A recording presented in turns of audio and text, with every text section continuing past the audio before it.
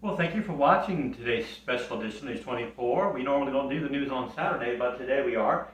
We're in preparation of this upcoming coastal storm, but despite if it becomes tropical or subtropical, our effects here in the Tidewater are going to be the same.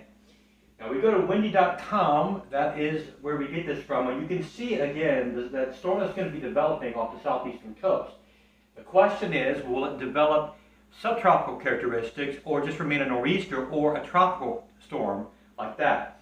Right now it looks like it's going to be a hybrid, but still it could pack a lot of rainfall and heavy winds, maybe 3 days worth, especially those of you in Elizabeth City, North Carolina, and Ahoskie and Manteo and Duck and Corolla, and even further inland in Manio and Moyock, as well as Eden and Edenton, North Carolina too.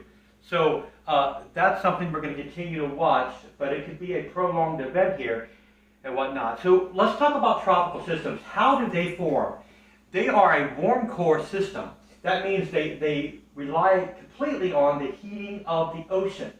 If your car doesn't have any fuel, what happens? It'll cut off. So it's the same thing with the tropical system. If it has enough moisture and it has a surface low and a surface high and water temperatures of 80 degrees or higher, it can sustain itself, but it needs that. However, so that's a very, very important thing. But the question is, this is not going to be truly tropical. It's going to be subtropical. There's two differences between the tropical and subtropical characteristics. It's tropical, it's more circular and a warm core. Subtropical, asymmetrical, not very attractive to look at on the satellite, and most importantly, okay, the winds are further away from the center, and it's got warm core and cold core characteristics.